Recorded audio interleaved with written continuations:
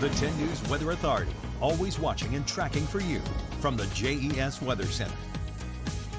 Happy Friday to you. High pressure is the dominant force in our weather, and you get the wind coming in out of the north around that. That's helping to make the air very dry and also much cooler than maybe what we were seeing at this point in the day yesterday. A lot of us sitting pretty in the 60s right now. That's about where we'll be for the first quarter for high school football. So I do think you're going to need a hoodie out there.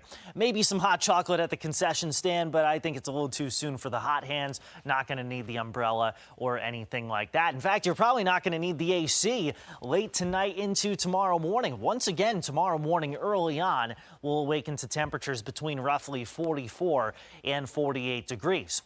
That said, as we get closer to 10 o'clock in the morning, that's the time that a lot of these fall festivals start up. Temperatures will then be in the 50s.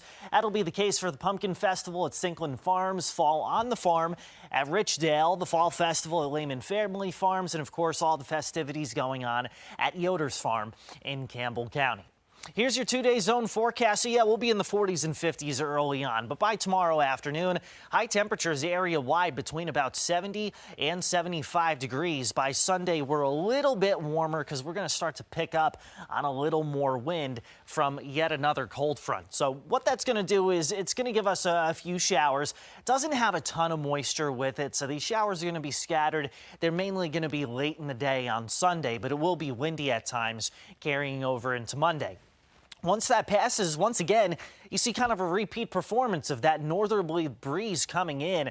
That's going to turn things cooler again for us, but the tropics remain hot. Fiona, Gaston, Tropical Depression 10, those are all staying away from us. Tropical Depression 9, however, is something that needs to be watched. It's not much right now, but it's moving into some very warm ocean water. So the National Hurricane Center has this as a Cat 3 upon landfall by next Wednesday in Florida. The strength of it is going to depend on how exactly it interacts with Cuba.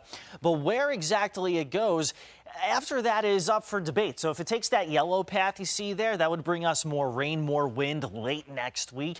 But if it takes that green path closer to the coast, we'd be on the west side of it, the drier, cooler side of it. So we still have a few days to really figure out where exactly it's headed. At this point in the game, it's still up for some speculation. So we'll keep you posted every step of the way. But in the meantime, nice weather to enjoy today and tomorrow, especially if you've been craving some fall. I feel like the pumpkin spice now is at least justified. Either that or apple cider, whichever side of the aisle you fall on there. But we're in the 40s tomorrow morning, 50s Sunday and Monday mornings. Again, Sunday and Monday pretty windy, 70s for highs, but then the wind kind of relaxes a little bit.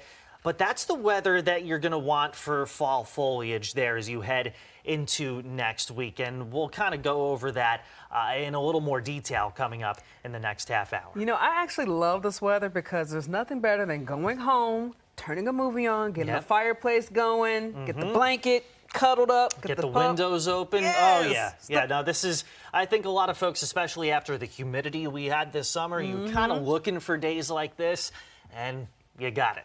Gotcha, Chris. Thank you so much. You got it.